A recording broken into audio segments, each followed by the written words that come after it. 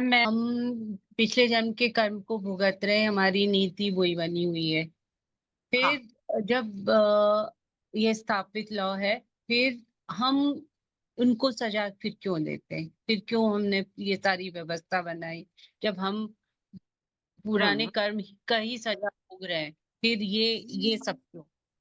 देखो, क्या होता है कि पुराने एक तो पहली बात तो ये है कि जो गलत कर्म करने वाला होता, गलत काम करता है, उसको ये बात ही पता नहीं होती कि मैं ये गलत कर्म क्यों कर रहा हूँ। उसको उसको और इसका दंड, उसका इसका मुझे भुगतान करना पड़ेगा एक ना एक दिन। उसको इस बात की किसी व्यक्ति से पूछे जो गलत कामों में लगा रहता है, तुम जी, आप उसको कहो, आप यदि उसको कहोगे कि भाई देखो, इसका इसका फल भी, परिणाम भी आपको ही भुगतना पड़ेगा, तो वो उसको स्वीकार नहीं करेगा। वो तुरंत तुरंत आपको जवाब देगा, अरे किसने जी, देखा परिणाम? परिणाम किसने देखा है? मैं तो जो मुझे अभी करना है, जो मुझे अभी दिखाई दे रहा है, मैं तो बस उसको ही फॉलो करूंगा। तो जो गलत कर्म करने वाले को इस कर्मफल नियम की के ऊपर श्रद्धा या उसका विश्वास होता ही नहीं है, इसलिए वो गलत कर्म करता जाता है।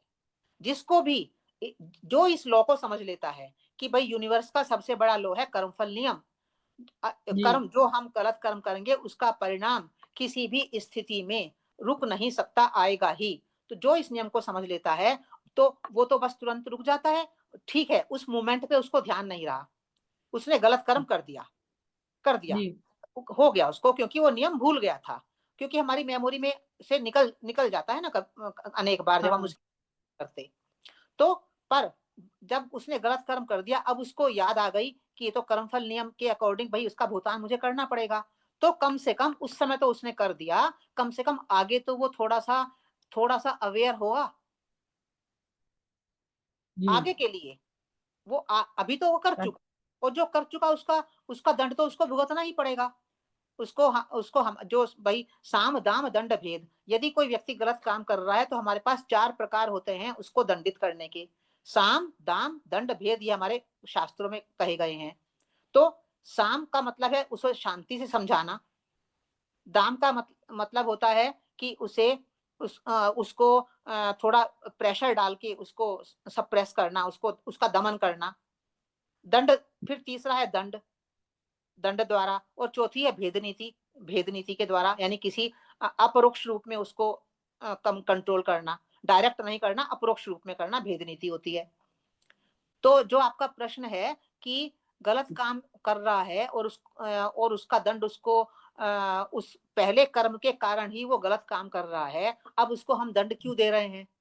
तो हम जी, उसको दंड इसलिए दे रहे हैं कि जब तक एक हमारे यहाँ ये नियम है कि जो गलत काम करेगा उसको दंड तो उसको देना ही पड़ेगा।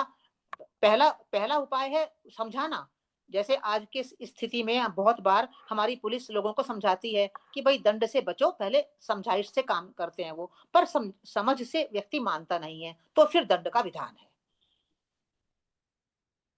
हर जी, कोई व्यक्ति जेल में भी इतनी, आपने समाचार सुने हैं कि जेल में भी पहले व्यक्ति को समझाइश ही दी जाती है, जब वो नहीं मानता तब उसको दंड दिया जाता है।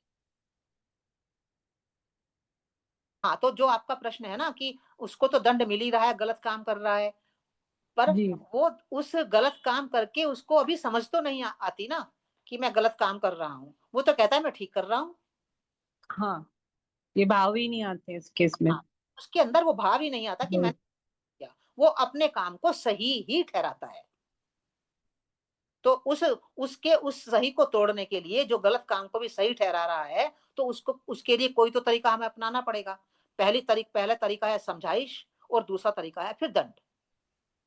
और दंड भी सक्सेसफुल नहीं होता एकदम से। नहीं होता, दंड भी कोई हम सोचे कि दंड से वो सही रास्ते पर आ जाएगा, ऐसा नहीं होता। नहीं आता, हाँ, नहीं आता कई बार। हाँ, कई की भी कैटेगरी रहती है ना, कोई एक बार में आ जाता, कोई तो कोई नहीं है। फांसी पे चढ़ाने पे भी नहीं सुधरता।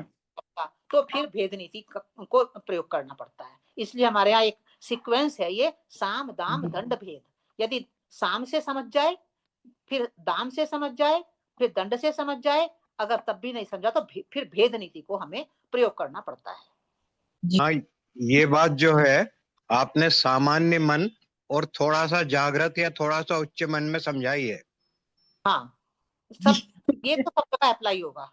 यहाँ भी अनिता जी के प्रश्न में भी वही बात है कि जी सामान्य मन तो कहता है मैंने गलत किया ही नहीं है, और उच्च मन जो थोड़ा ज्ञान की तरफ मुड़ जाएगा, वो तो कह देगा हाँ मैंने गलती की है, मुझसे गलती हुई है और मैं उसका दंड भुगतने के लिए भी तैयार हूं। जो उच्च मन होता है वो तो इस प्रकार से कहता है कि तो हम अपने व्यवहारिक जीवन में इन बातों को तो देखते ही हैं प्रत्यक्ष रूप से। एग्जैक्टली मैं भी यही बात कहने जा रहा था कि व्यवहारिक जीवन में भी हम कई बार अपनी गलतियों को स्वीकार नहीं करते हैं, अड़े रहते हैं। और कई बार क्या है कि पहली बार में ही हम स्वीकार कर लेते हैं कि हमसे गलती हो गई, या फिर क्षमा की स्थिति में आ जाते हैं। सामान्य हाँ जीवन में ये होता है। हाँ, क्यों होता है? जब हम कहते हैं हमने गलती नहीं की, वो स्थिति कब होती है? जब हम अभिमान में होते हैं। तो अभिमान में जब भी हम प्रबल अभिमान में रहेंगे तो वो उस समय हमारे मन की स्थिति लोअर ही होती है। और जब हम अपनी गलती को एकदम मान लेते हैं तब हमारे, क्योंकि मन एकदम अप एंड डाउन मन के भीतर चलता रहता है।